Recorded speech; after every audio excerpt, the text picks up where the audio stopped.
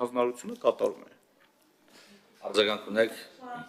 Արձագանք ունեք, չէ։ Պարոն Բողոսյան, ստիպված եմ այս հարցը տալ ձեր ֆիլտրության լրատվամիջոցների առկայությունը հաշվի առնելով։ Ես ուզում եմ դուք պատասխանեք, ցեղասպանությունը հրապարակայնորեն հերքել է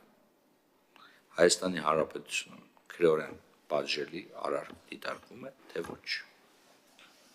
Եվ եթե ինչ-որ մեկը հերքի հրապարակայնորեն լկտի ձևով ցեղասպանությունը,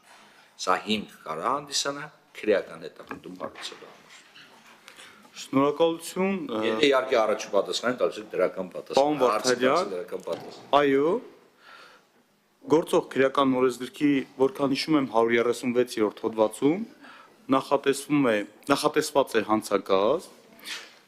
ձևակերպված է հետևյալ կերպ, ցեղասպանությունը կամ մարդկության դեմ ուղղված հանցագործությունները հրապարակայնորեն հերքելը, արդարացնելը, քարոզելը կամ վնասակարությունը նսեմացնելը։ Այսինքն դա քրեական օրենսգրքով արգելված արարք է, ավելի։ Այդ հանցագազը նաև որակյալ հատկանիշներ ունի։ Բարի շնորհակալություն, սա նաև որոշակի առումով արձագանք էր այն բոլոր տեսակի քննարկումներ, որոնք ծավալվել։ Հարգելի գործընկերներ, մենք նաև ունենք նախատեսված ելույթներ, եզրափակիչ ելույթ, բայց ինձ թվում է, որովհետեւ կարիք չունենք ոչ ելույթների, ոչ եզրափակիչ ելույթների։ Շնորհակալություն պետք է հայտնենք պարոն Պողոսյանին եւ սրանով նիստը եւ ներողություն խնդրենք բավական երկար ազգային ժողովում սպասելու համար։ Լավ, պարոն Պողոսյան, դիտարկեք սա որպես քննիչական կոմիտեի կողմից